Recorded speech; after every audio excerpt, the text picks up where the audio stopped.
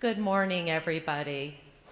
I'm Susan Abrams, CEO at Illinois Holocaust Museum and Education Center, and it's my privilege to welcome you today for what we believe is a very important conversation. We are a museum dedicated to using the history and lessons of the Holocaust to combat hatred, prejudice, and indifference. We use our 3 permanent and 3 changing exhibitions and our weekly programs to inspire our visitors to become upstanders as opposed to bystanders, and to recognize the power of their voices and the power of their choices to speak out for what is right and to work to change when something is not right. As an organization that welcomes approximately 150,000 people, touches 150,000 folks in the community with these lessons of being an upstander, including 60,000 students and educators annually, we feel a need ourselves to speak out at this time related to some actions that we believe are quite alarming. We are deeply troubled as an institution, as Illinois Holocaust Museum and Education Center, by the recent executive order on immigration, which discriminates based upon religion, based upon national origin, and based upon ethnicity. We are deeply troubled by the executive order's indefinite ban on refugees, including from Syria, a war-torn country with millions displaced and hundreds of thousands dead. We teach in our museum about the dire consequences of countries closing their borders to people who are persecuted, and these are amongst our world's most vulnerable human beings. We teach this history so that we all may learn from it and so that it will not be repeated. We must heed these lessons. We are a land of immigrants and refugees, and we must stay true to the freedoms and values on which the United States of America was founded. Sadly, we also are alarmed by the administration's intentional omission of any reference to the Nazis' attempted annihilation of the Jews in their statement on International Holocaust Remembrance Day. 6 million Jews were murdered, including 2 out of every 3 in Europe. To not mention Jews and anti-Semitism on International Holocaust Remembrance Day is to fundamentally misunderstand the Holocaust and its commemoration. As distinguished scholar Deborah Lipstadt said this week, it is soft-core denial. All of you here today can imagine the anguish these recent developments have caused Holocaust survivors. As you will hear, they feel viscerally for every individual who is persecuted and in mortal danger with nowhere to turn. Approximately 18 survivors have gathered with us today to speak out. Representing this group will be Fritzi, our museum president and a survivor of Auschwitz, Ralph Raybach, a museum vice president and survivor who escaped Germany shortly after Kristallnacht in December of 1938, and Aaron Elster, also a vice president of our board and a hidden child during the Holocaust. So thank you for being here with us for this conversation, and now it's my honor to call upon Fritzi to come to the podium.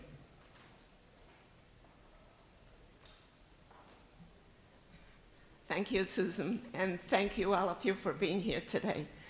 You know, it's great to see the cameras here because it tells us that this is an important story that you're going to put out there of who we are and what we do in this museum. I speak as a Holocaust survivor child from the age of 13. When I saw this order, I was watching television. I think it may have been Saturday or Sunday morning, I don't know, and watched this order come out. I had tears in my eyes. I remembered my family who was supposed to immigrate to this country. My dad was here, we had papers to immigrate, and we got caught in its craziness they would not allow us to immigrate. I am not going to compare this to what happened to the Jews in Europe. It is a totally, totally different story. The Jews in Europe, during the time of the Holocaust, had no support, had no one to turn to, were being arrested every single day, and were being sent to concentration camps and to the gas chambers, where my family wound up because of immigration, because we were not allowed to immigrate to this country during that time. When I watched television the other morning, I had tears because I became that child. I had compassion, I had feelings, I understood, and I remembered. And so we speak out because we feel of what is happening today all over. Religion. People are singled out again because of religion, because of where they live, because of how they look. The countries, a country like this that has always been there to accept immigrants. I am an immigrant. Most of us sitting here today are immigrants. We, once we came here, were welcomed as immigrants. This is what needs to be done. This is what needs to be understood, that immigrants are welcome and we welcome them. And so because I remember, because I have compassion, because I see those children suffering, I see those mothers trying to bring them in to a free country that I was able to come to so that they too can have a good life here. And so for that is I speak out. Thank you. I'm going to ask Ralph to come out now and speak to you. Thank you, Fritzi. Good morning. I am personally totally committed to living the mission statement just stated by our CEO and president. My role in the museum is telling my family's story to school groups and adult visitors, as well as working with and supporting the work of fellow survivors as they tell their stories. My parents were married in 1933, shortly after the Nazis came to power in Germany. We were German Jews and lived as good, loyal German citizens. As time went by, all German Jews lost their citizenship rights. My parents felt threatened by what was happening, and it became necessary to consider leaving the country that had been our family home for many generations. Considering our options, we made contacts with family members in Chicago, in Illinois and USA, and related our concerns by mail. My father had learned English in school and his work. He stated that we wanted to leave Germany and needed a place to go. How lucky we were to receive a reply expressing interest in helping us get here. But how? Becoming German refugees in the U.S. was a difficult task. Explaining the problem by mail was extremely impossible. There was a tiny quota established by the U.S. government. My 32-year-old mother, in April of 1938, decided to get permission from both countries to go to Chicago. She visited her relatives and explained her feelings of danger and the process required by the U.S. to be able to for us to come to America. In order to obtain a visa for German Jewish refugees, we had to obtain an affidavit of support, as well as many other additional documents required to prove that the people that might be supporting us were able to take care of us if needed. My mother stayed with the Chicago family unknown to her until that time the papers were completed. She returned to Germany and submitted all of the documents in person to the U.S. consulate in Berlin. We then were required to wait for an appointment to hopefully have our immigration lottery number come up in order to obtain visas for our exit from Germany and entry to the U.S., the State Department had set up many obstacles that we refused and had to cross. As 1938 became the year that we hoped to leave, the war had not yet begun till 1939. But our citizenships were lost, and you tried to get to the consulate when a date was set. They told us to be at the consulate on the morning of the 10th of November, 1938. We got to Berlin on the 8th of November because we didn't want to be late for the appointment on the 10th to hopefully get our visas. The night of November 9th, we saw flames across the street from our hotel. A synagogue was burning.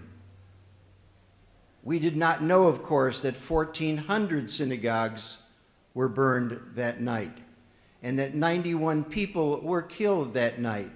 And a phone call to my father told him to not come home again because the Nazis had come to our door to arrest him, as 30,000 men between the ages of 16 and 60 were arrested that frightful night, along with all the store windows that were broken, and why that night is called Kristallnacht, Kristall Night, Night of the Broken Glass. And now in Germany, it's being called the November Pogrom, P-O-G-R-O-M, meaning riot. The November riots is what it's now being taught in Germany to the students of Germany. We got to the consulate the morning of the 10th. We did paperwork all day long. We were told to come back the next day because we weren't finished. And the next day was the 11th of November. And therefore the consulate was closed because it was Armistice Day, now known as Veterans Day, because of World War I that ended on the 11th of November in 1918. We did get our visas on the 11th of November because a Marine Guard took it upon himself. He's one of these upstanders that our CEO, Susan, just talked about.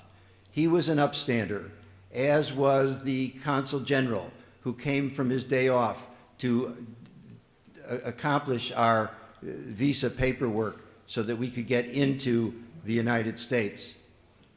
The phone call that was made to my father in the hotel room for him not to come home again was another upstander in our lives. And the family in Chicago that did all the paperwork for us was also an upstander.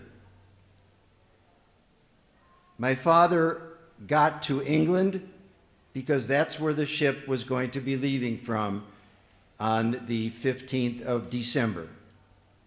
My mother and I then started packing belongings and getting ready to go to England ourselves.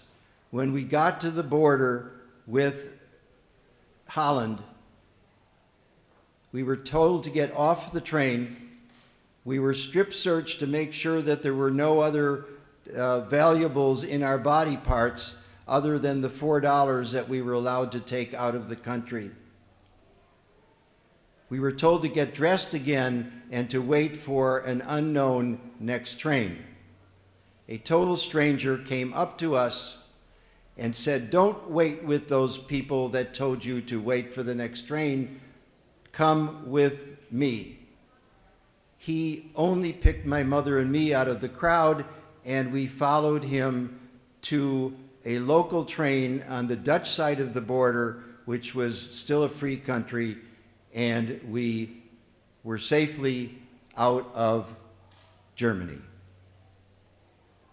We met up with my father in England, and we traveled to New York on the SS Manhattan and arrived there on the 22nd of December 1938 and I very, very clearly remember the Statue of Liberty that impressed me so as we passed it on the way into port. My family is so indebted to the Chicago cousins who did not know us and several other upstanders who helped us escape Nazi Germany and allowed us to establish a new life in America, leading up to the present. As I honor my wife of over 60 years, and our children and our grandchildren and our great-grandchildren who are here because my family survived. Thank you. And now it is my privilege to introduce my dear colleague at the museum, Aaron Elster.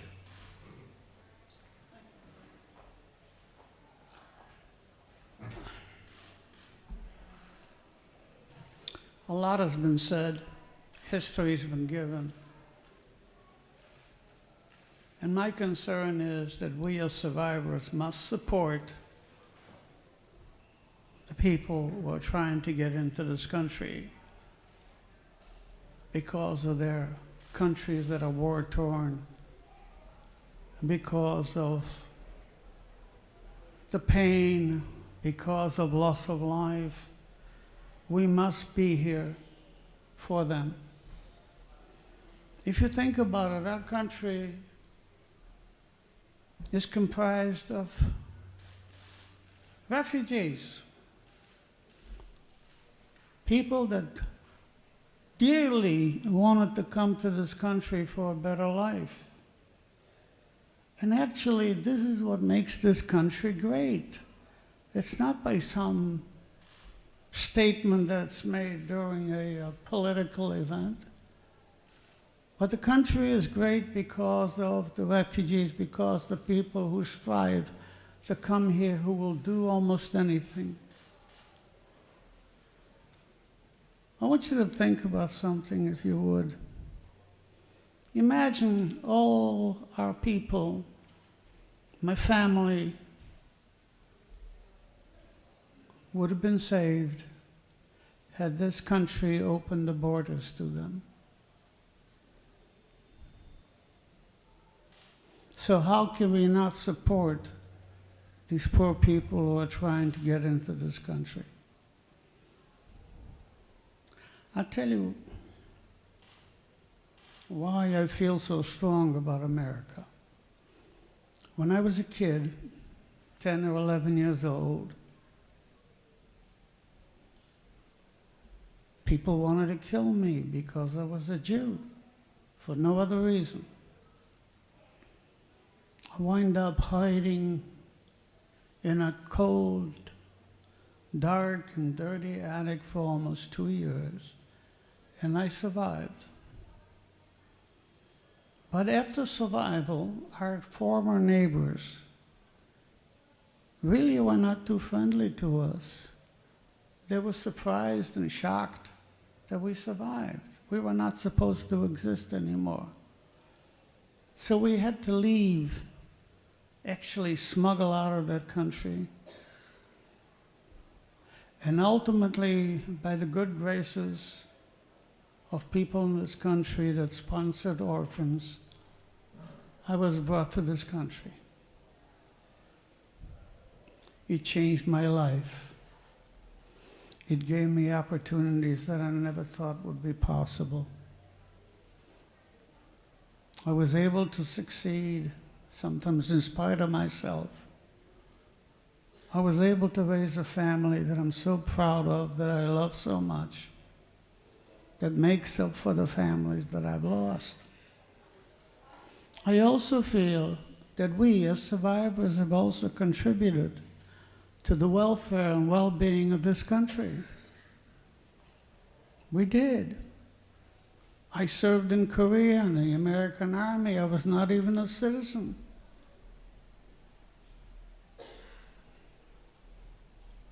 And then I came back. And we all pay our taxes. We all do what we have to do in order to make this country great. So for somebody to come along and say, hey, these people cannot come in. Frankly, I believe that's a sliding slope. It starts that way. What group will be next that will not be able to come into the country? And then what else could possibly happen once you do that? You dehumanize people, and then it's okay to do what you want with them. So that's my other concern. Because when it all started back when I was a kid, the killing started on a slow basis. First, we were dehumanized, citizenship's taken away, restricted to live in an awful place in a ghetto surrounded with walls. Now you might think this cannot happen here, but look at World War II, where the Japanese were put into a concentration camp. So we as survivors must stand with the people who are trying to come into this country to create a life for themselves. We as survivors also have a duty and an obligation, and we all speak to thousands of young people to try and instill some goodness in their hearts. We want them to become upstanders. We want them to speak out. And frankly, we ask ourselves sometimes, why did we survive? And in my old age, I've come to the conclusion that perhaps I survived for a reason. To do what all of us have been doing for so many years, to try impact young people, because they are the future. And if this world is going to change, or our country is going to change for the better, it's in their hearts and in their hands. So that's why we speak out. That's why we're here, and I thank you very much for listening.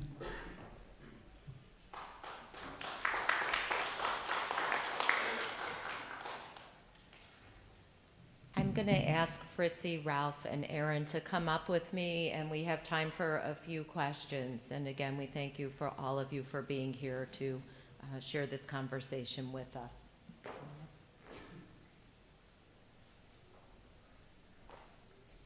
Anyone have a question? Ralph, can you give us your reaction to hearing about the travel ban? Ralph? Oh, Ralph. Just your reaction. Your reaction to hearing about the travel ban from the president when you saw that. Yes. Your reaction when you heard about the restrictions. Yes, my reaction is that I certainly was not in favor of what I heard and saw, and able to reflect back on the parallel situation that I had lived through with my parents and grandparents, and so I hope that this is not repeated anymore. Anyone can answer this question, maybe Aaron, if you would. I was really struck by your notion that this is a sliding slope. You start to dehumanize people, and next thing you know, it's okay to kill them. It seems that politicians these days, and I'm not making any kind of political statement, but they are reflecting a fear, maybe stoking a fear that's out there, that fear of the other. A generation ago, 80 years ago, you were the other. You talked about how when you came out of the attic 2 years later, they were actually not that very happy to see you and all the rest of it. So you were the other back then. Can you talk to us about what it felt like to feel like that person and what society should do with that feeling now? Maybe if you could go to the microphone. Come to the microphone. Let me tell you this, if I may. I had trouble believing in myself, never thought I could succeed in life because of what people said to me, what they made me feel. They made me feel less than a human being. They made me feel stupid. And it took years and years to overcome that, to finally start accepting yourself and doing the best that we finally could with our lives, because we determined that we couldn't afford to fail. That's another strength that survivors have. There's nobody to fall back on. So you work hard, you do whatever's necessary to succeed, to make a family, to provide for a family. That was a tremendous objective of us. So how do I feel about comparisons? That's my problem. Because we look at those people as less than human beings now. They are the other. And it's up to us to make sure that they're included, that we are all inclusive.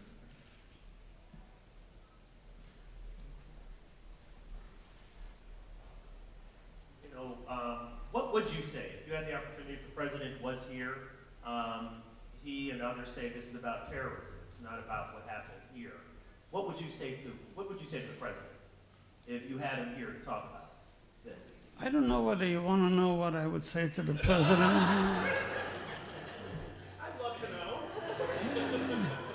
to know. We promised not to get political, okay? But we have a home security business. We vet people for almost 2 years before we let them into this country. Will somebody be able to sneak through and do us harm? Yes, a very likely possibility. But you can't take a brush and brush all the people with the small, tiny minority that are looking to harm us.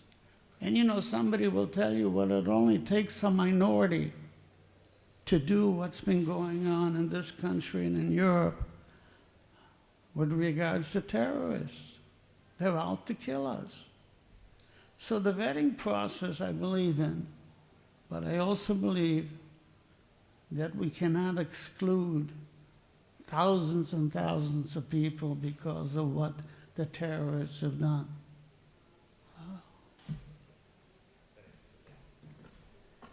You know, the only comment I have to make is the law is that the immigrants need to wait 90 days. 90 days is a lifetime. 90 days was a lifetime for us when we were in Europe during the time of the Holocaust. Every single day we were singled out and we were arrested and we were taken away. These people there are hungry and thirsty and cold. And 90 days is a very, very, very long time to wait. Couple more questions, and then I think we'll wrap up. Fritzi, maybe if you could just, from your perspective, talk about the fact that we're actually back here again, thinking about these things. One of the main issues about Holocaust Remembrance, of course, is never forget. And here we are again, right up against, I would imagine a lot of people would call it a certain kind of ignorance that's taking hold. Can you, as a Holocaust survivor, actually believe we're back at this, we're approaching this place again? I don't think that we are where we were, no. And I hope that we're not where we were. But we need to remember, this is why all of us are here today. I have a tendency to put myself back. My tendency is to relive, okay? So I become this child again that was 13 years old that was not allowed to immigrate to this country where her dad was.